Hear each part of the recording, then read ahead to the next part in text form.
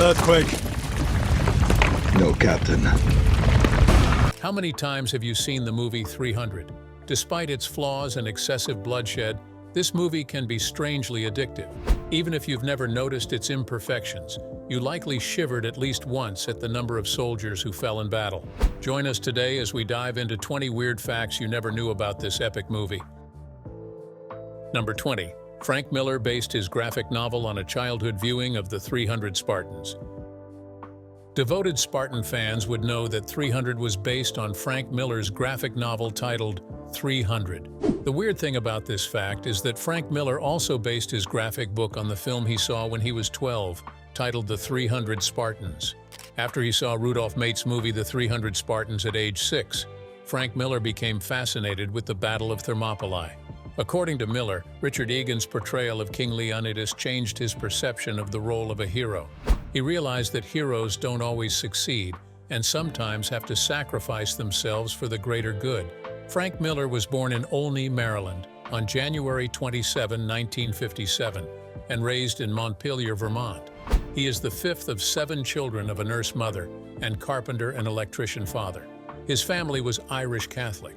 Frank Miller is an American comic book artist, writer, and screenwriter known for his comic book stories and graphic novels, such as his run on Daredevil, for which he created the character Elektra, and subsequent Daredevil, Born Again, The Dark Knight Returns, Batman Year One, Sin City, Ronin, and of course, 300. Frank Miller is known for combining film noir and manga influences in his comic art creations. He once said, "I realized when I started Sin City that I found American and English comics too wordy, constipated, and Japanese comics too empty. So I was attempting to do a hybrid." Frank Miller has received every major comic book industry award, and to crown it all, he was inducted into the Will Eisner Award Hall of Fame in 2015. Number 19. The famous line, "This is Sparta," wasn't originally supposed to be yelled. Do you remember that famous line, "This is Sparta"? Well, guess what? That particular line wasn't exactly meant to be yelled out as written in the original script. In the comic book, the famous line is delivered sternly but calmly. Gerard Butler did try a few takes in which he delivered the line this way, but it didn't have much impact. Then he went on to try one more time. There he birthed the famous yell that stuck to the film. Gerard Butler yelled the line at the top of his voice, and Zack Snyder loved this delivery and asked him to do it again. The second yell of "This is Sparta" is the one that ended up in the movie. Number 18. Most of the blood you saw on your screen was added after production. 300 is one of the bloodiest, goriest action movies produced in the 21st century. However, as you assumed, much fake blood wasn't used in this movie.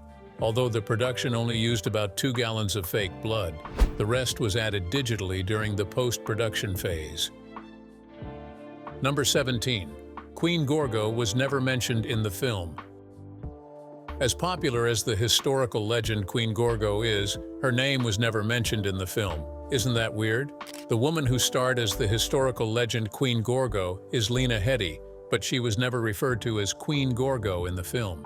She's simply referred to as the Queen. However, her character's name is listed in the credits, and it's the same as the real woman from ancient Greece. Characters in the film's 2014 sequel, 300 Rise of an Empire, refer to her by name in the film. English actress Lena Catherine Headey was born on October 3, 1973. She gained international recognition and acclaim for her portrayal of Cersei Lannister on the HBO fantasy drama series Game of Thrones 2011 to 2019, for which she received 5 Emmy Award nominations and a Golden Globe Award nomination. In 300, she was nominated for a Saturn Award for portraying Gorgo, Queen of Sparta. Lena Headey is the daughter of Susan and John Headey. Her father, a police officer from Yorkshire, was stationed in Hamilton at the time in the Bermuda Police Service. Lena Headey has one younger brother named Tim. She is of English and Irish descent. When Headey was 5, her family returned to England, initially settling in Somerset. She also took ballet lessons as a child. She had her first acting experience as a pupil at Shelley College at age 17. She was performing in a school production at the Royal National Theatre and was picked for a role in the 1992 film Waterland. Number 16. The Oracle's dialogue was improvised gibberish.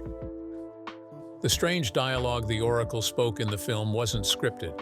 Kelly Craig, the actor playing her, just improvised some gibberish, which became a part of the film. Zack Snyder was glad that Kelly Craig managed to work the word Carneia, the name of one of the great national festivals of Sparta, into the dialogue. Kelly Craig's first character role was in 300. In the film, she played the role of the Oracle, a young Spartan girl chosen for her beauty and guarded by the old ephors, frequently molesting them. Her words, spoken in a trance, are interpreted by the corrupt priests as a message that the gods do not want King Leonidas to break the Carneia and attack the Persians. Although she appears only briefly in the film, a still from the movie of her in a trance is featured as the sole image on one of the film posters. The flowing visual effect in the scene where the Oracle is dancing was achieved by filming the actor underwater. The talented Kelly Craig is a Canadian model and actress originally from Alberta, but spent most of her life in Montreal, Quebec. Number 15. The filmmakers preferred blue screens over green screens. Out of the 1,523 cuts featured in 300, more than 1,300 of its shots contain some elements of visual effects. In total, the movie 300 includes a total of 8,631 VFX elements. The crew decided to use blue screens much more than green screens, utilizing blue screens for 90% of the shooting and green screens for just 10%. This was done because blue was better suited to the lighting choices they had made in pre-production, and the Spartans' red capes photographed better against a blue background than a green background. Filmmakers also used blue or green screen filming to allow the special effects team to insert digital images around the characters after filming. The color blue was better for the lighting in the film, and the costumes worn by the Spartans were red, which looked better when shot against a blue screen. Most of the film was photographed in Montreal on a soundstage with blue and green screen backgrounds. The only part of the film that wasn't shot on a soundstage was the scene where the Persian messengers appear at the crest of a hill and ride down a road toward Sparta. That scene was shot in Los Angeles, but many digital effects were added. Number 14. The actors had to undergo a grueling training regime to stay fit. Imagine if the soldiers in the film appeared in war fully clothed like the way it is now. Wouldn't that be too weird for a historical epic movie? Also, imagine if the shirtless soldiers were not physically fit. Absurd, right? Since the script required all the male cast members to be ripped and shirtless in every scene, the actors were subjected to a grueling training regime for 8 weeks before shooting. The regime was put together by Mark Twight, a record-breaking professional mountain climber. The actors never did the same exercise more than once to prevent their bodies from getting accustomed to certain types of exertion. Gerard Butler, who said he wanted to look strong in the film, trained with a high-intensity workout 4 months before the film's shooting. Gerard Butler, who played King Leonidas, spent around 4 hours every day in the gym over 4 months to get in shape for his shirtless filming schedule. Gerard Butler called his training for 300 the hardest thing ever. When the regime was over, Twight confessed to pushing the 300 cast harder than he had pushed anyone, including himself. No wonder the soldiers looked too good to be real. Gerard James Butler was born in Paisley, Scotland, on November 13, 1969. He is the youngest of 3 children of Margaret and Edward Butler, a bookmaker. His family, which is Catholic, is of Irish descent. When Butler was 6 months old, his family moved to Montreal, Quebec, Canada.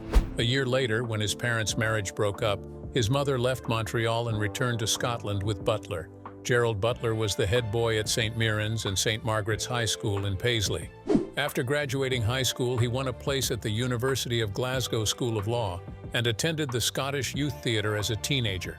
Gerald Butler did not see his father again until he was 16. Then one day his father, Edward Butler, suddenly called to meet him at a Glasgow restaurant.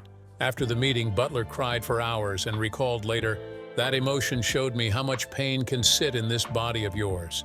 Pain and sorrow that you don't know you have until it is unleashed."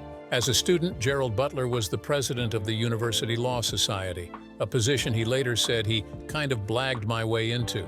Unfortunately for the 22-year-old Butler, his father was sadly diagnosed with cancer and died. According to Gerard Butler in his description of the period in his life, "Jesse, I had gone from a 16-year-old who couldn't wait to grasp life to a 20-year-old who didn't care if he died in his sleep. Before his final year of law school, Gerard Butler took a year off to live in California, mainly in Venice Beach, where he held different jobs, traveled often, and according to him, drank heavily. Number 13, Rodrigo Santoro didn't get the role he auditioned for. Actor Rodrigo Santoro came in to audition for the role of Astinos, but the director liked his audition so much that he decided to ask him to play Xerxes, the film's villain. The filmmakers also changed Santoro's voice to sound a full octave lower to match the impressive height of the character. Santoro took his inspiration from Yul Brynner's performance in The King and I when planning his performance. In Zack Snyder's film 300, Santoro was cast as Persian Emperor Xerxes. The job had many special requirements, including an intensive workout for the role's physicality. Before the movie, Rodrigo Santoro had previously lost 24 pounds to star in a Brazilian mini-series. Extensive CGI work to portray the 6'2" Santoro as the 7-foot god king. A 4.5-hour makeup application process and the complete removal of Santoro's body hair, first by waxing and then by shaving when waxing, proved too painful. His eyebrows were kept intact, however they were covered with prosthetics and drawn in rather than shaved. Santoro read the works of Herodotus, an ancient Greek historian, to prepare for his part. Regarding Xerxes, he has stated, "He's rich, he's arrogant, he's a very unstable megalomaniac. He just wants to conquer the world. His ambition is unlimited. He wants glory, he wants victory, he wants eternal fame. Underneath all that wanting, though, he's ultimately weak and insecure." Rodrigo Junqueira Reis Santoro was born on August 22, 1975. Rodrigo Santoro was born in Petropolis. He is the son of Francesco Santoro, an Italian engineer with origins in Paola, province of Cosenza in Calabria, and Maria José Junqueira dos Reis. Santorini is a Brazilian actor of Portuguese ancestry, is a Brazilian actor who is known in Brazil for his appearances on local telenovelas, and internationally for his portrayal of the Persian king Xerxes in the film 300 and its sequel 300, Rise of an Empire 2014. Number 12. Warner Brothers initially wanted a PG-13 rating. Although Frank Miller's comic is as gory and graphic as the film based on it, Warner Brothers initially wanted their big-screen adaptation of the book to get a PG-13 rating. When Zack Snyder signed on, he tried to make it R-rated, and Warner Brothers eventually relented. Studio executives thought that the best-case scenario for 300 would be to match Sin City's $74 million box office gross, so they were pleasantly surprised when it ended up topping $200 million. Number 11. Some of its scenes are not historically correct. 300 was not shot to teach history lessons. The Zack Snyder movie is based on the eponymous comic book by Frank Miller, creator of Sin City, which presents only a free version of the battle, enriched with several fantastic elements. Therefore, historical inaccuracies are unavoidable and excusable since the film is not based on real history but on a fantasy graphic novel. The film hints that the Spartans were the only Greek resistance against the Persians. That is, they were the only significant Greek force that cared to stop the Persian invasion. This, of course, is not true. The fighting scenes that featured the phalanx of fighting Spartans weren't historically correct either. Director Zack Snyder revealed that the fighting style had been purposefully designed to appear exciting on screen instead of historically accurate. The 300 movie shows Leonidas defying the corrupted Spartan political leadership and charging with his elite guard to Thermopylae to defeat the Persians by themselves. However, this is not how the events took place.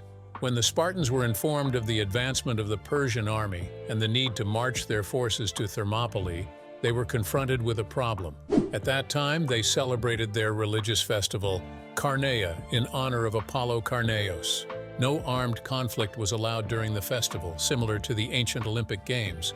The Spartans decided to send one of their two kings, Leonidas, with his guard and delay the Persians until the whole Spartan army arrived. The 300 movie is quite far from reality regarding the battle at Thermopylae. Leonidas leaves Sparta with only 300 men, and on their way to Thermopylae, a small force of Arcadians led by Daxos joins them. However, there were more men present in the Battle of Thermopylae. With the 300 men of Leonidas, there were about 3,800 Peloponnesians, Lacedaemonians, Arcadians, Corinthians, Tegeans, Mantineans, Philians, and Mycenaeans. Besides the Peloponnesians, there were 700 Thespians, 1,000 Phocians, and 400 Thebans. The total army marching to Thermopylae numbered about 6,200 men. Another 900 men should be added to this number to account for 3 helots, slaves of Sparta serving each Spartan warrior. King Leonidas was not the only king of Sparta. Sparta had 2 kings at the same time. When one was at war away from Sparta, the other was at home looking at the political affairs and protecting Sparta from anarchy or uprising of the helots. When the real-life Leonidas died, he was 60 years old. However, Gerard Butler was nowhere near 60 when he played him. This is yet another one of the many historical inaccuracies found in 300. Number 10. A particular line in the film was uttered by Queen Gorgo. In reality, the real-life Queen Gorgo said the line from the film, "Because only Spartan women give birth to real men."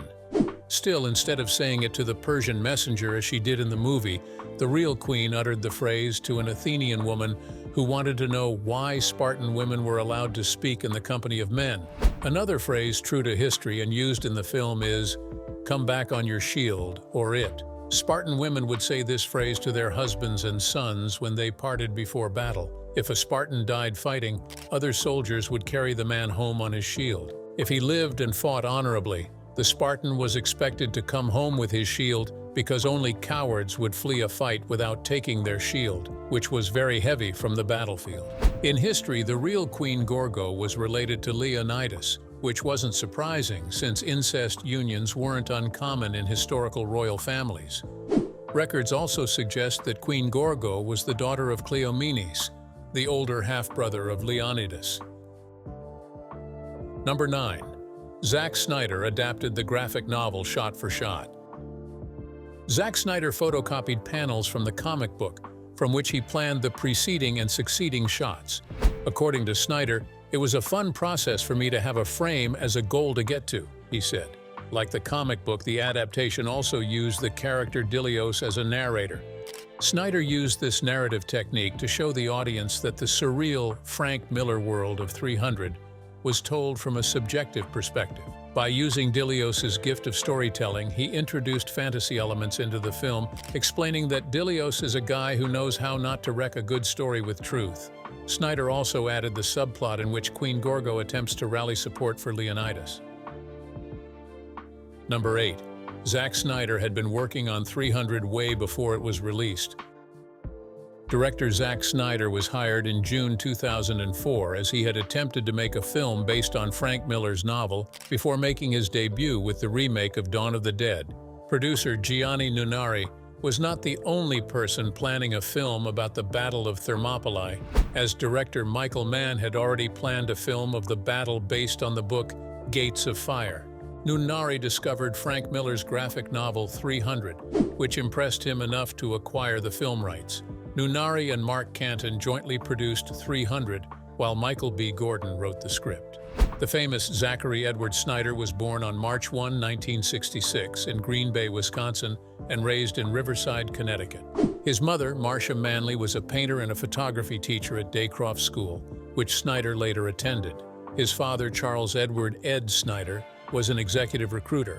Marcia always nurtured her son's artistic side, buying him his first film camera. He has an older sister, Audrey. He also had an older brother, Sam, who died in a car accident when Snyder was a teenager. Surprisingly, Zack Snyder was raised as a Christian Scientist and attended a summer camp in Harrison, Maine, run by the church. He studied painting a year after high school at Heatherley School of Fine Art in England, although he had already begun filmmaking. When Zack was in high school, he struggled due to his dyslexia. He made his first film there with the camera his mother bought him, using it to create an unflattering commentary about his school's administration that got him expelled. Afterwards, Snyder attended Art Center College of Design in Pasadena, California. His classmates included fellow future Hollywood directors Michael Bay and Tarsem Singh. Despite being Indian, Singh also played a Nazi in a short film by Snyder. In 1989, Zack Snyder graduated with a BFA in film. He made his feature film debut in 2004 with Dawn of the Dead, a remake of the 1978 horror film of the same name. Since then, he has directed or produced several comic book and superhero films. including Watchmen 2009, as well as the Superman film that started the DC Extended Universe, Man of Steel 2013, and its follow-ups Batman vs. Superman, Dawn of Justice 2016, and Justice League 2017. Justice League had a director's cut released in 2021. Number 7. The king wasn't supposed to be the only one with a feathered plume helmet. According to history, all Spartan warriors had feathered plumes on their helmets. However, the filmmakers decided to give King Leonidas the only plume on the battlefield so he'd stand out against other people on screen, so the audience could tell him apart from the other Spartans in the battle sequences. Number 6. That slap scene was real. During the story, the queen slaps one of the king's advisors after he insults her.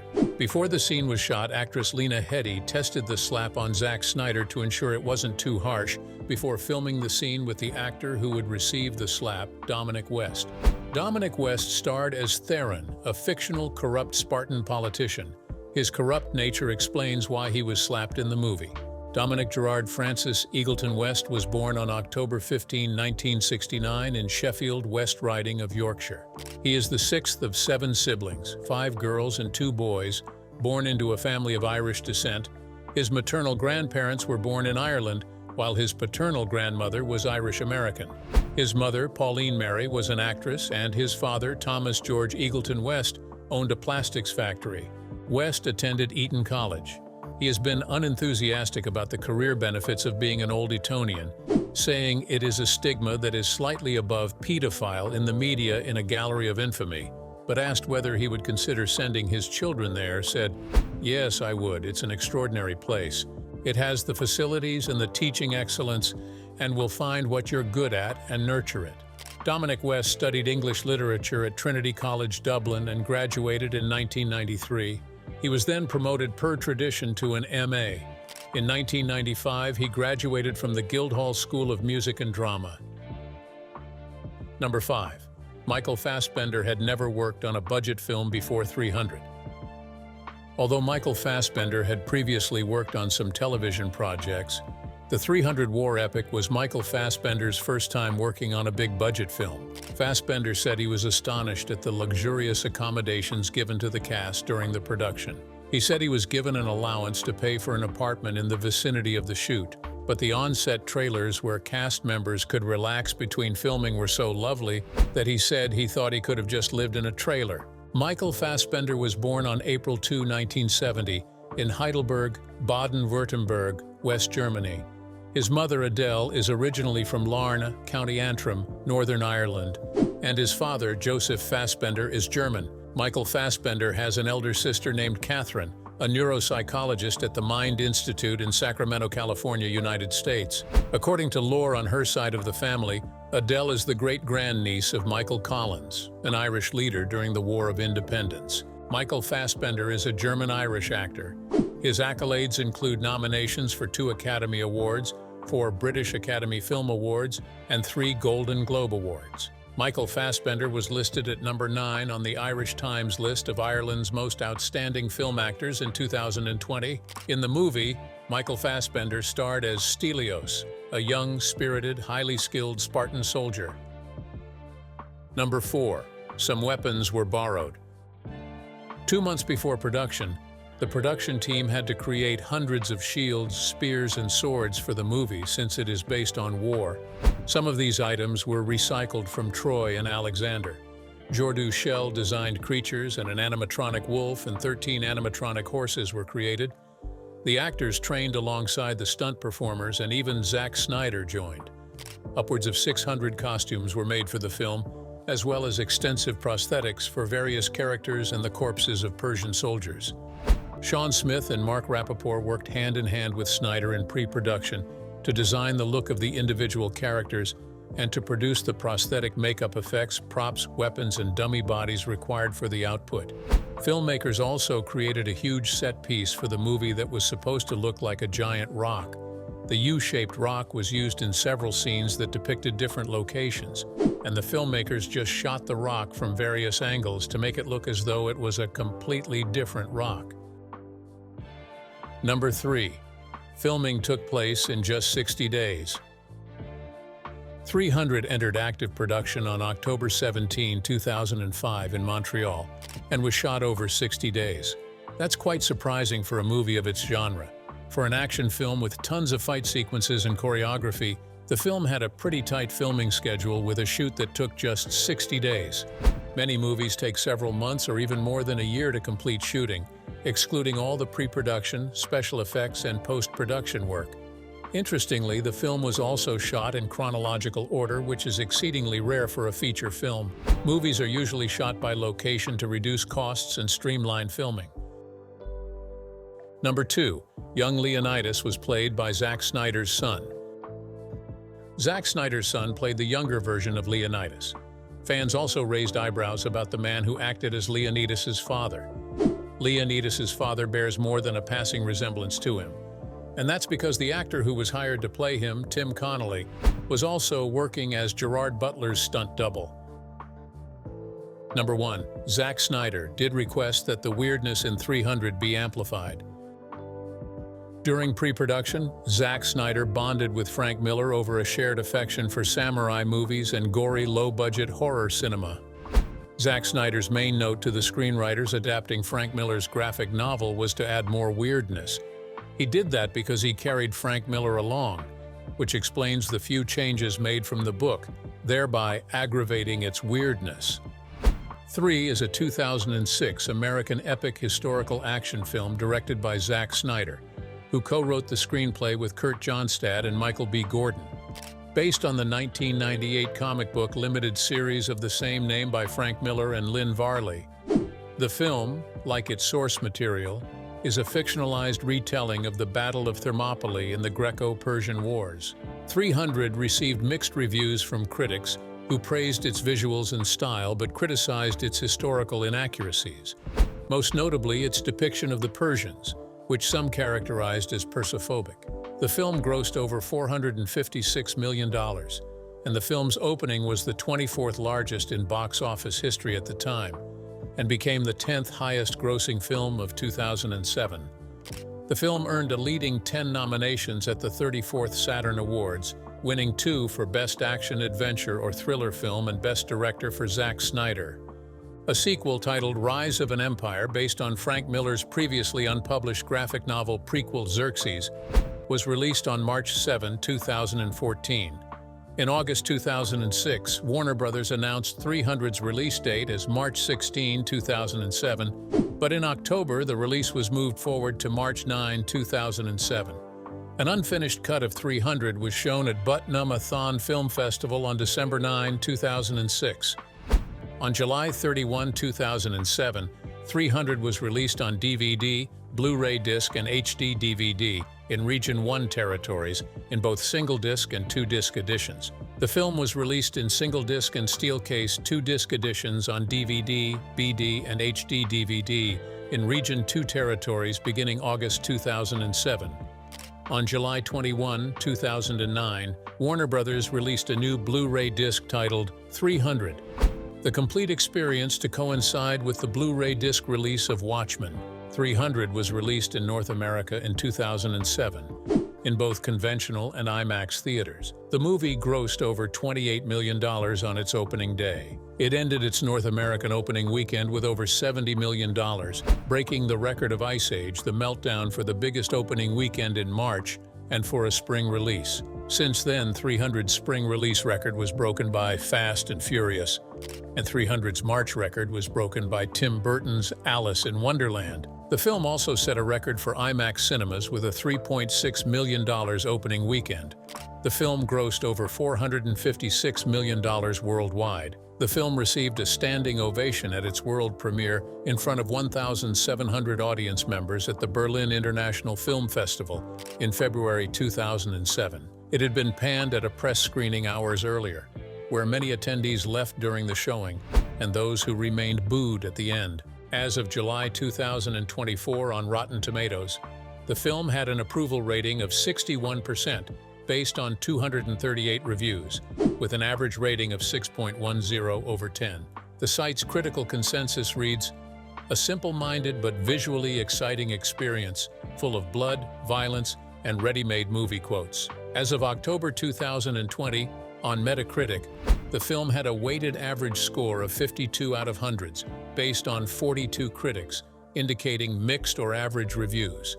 Some of the most unfavorable reviews came from major American newspapers. A.O. Scott of the New York Times described 300 as about as violent as Apocalypto and twice as stupid. And he also criticized its color scheme and suggested that its plot includes racist undertones. Scott also poked fun at the buffed bodies of the actors who portrayed the Spartans, declaring that the Persian characters are pioneers in the art of face piercing, and saying that the actors who played the Spartans had access to superior health clubs and electrolysis facilities. In the Los Angeles Times, Kenneth Turan wrote, "Unless you love violence as much as a Spartan, Quentin Tarantino, or a video game-playing teenage boy, you will not be endlessly fascinated." Roger Ebert gave the film a 2 out of 4 rating, writing that 300 has one-dimensional caricatures who talk like professional wrestlers plugging their next feud. Some critics employed at Greek newspapers have been particularly critical, such as film critic Robbie XCL, who said that moviegoers would be dazzled by the digital action, but also feel irritated by the pompous interpretations and one-dimensional characters. Yet all these critics have never affected the movie's outcome. What do you think about 300? Was the novel better than the movie? Let us know your thoughts in the comments. Thanks for watching. If you enjoyed this video, don't forget to like, share, and subscribe to this channel for more interesting content. Before you go, watch the other videos on your screen.